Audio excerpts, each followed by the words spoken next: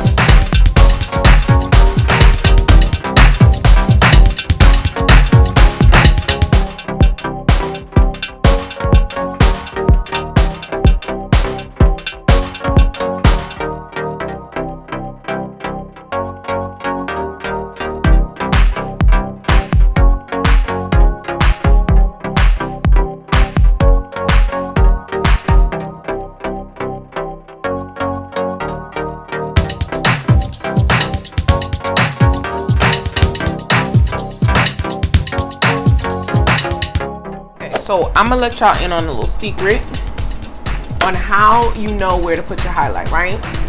Okay, so boom. After you've done your makeup, you spray yourself down with a setting spray. Then you just look into the light and just find wherever the light hits your face.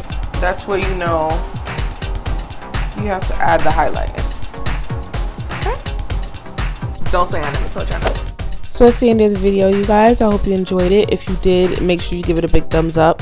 Someone in my last video commented and said that they wanted to see more full face tutorials, so I got you, girl. Here you go. Make sure you subscribe, sound off in the comments, and leave any video requests. And I'll see you in the next video. Factory.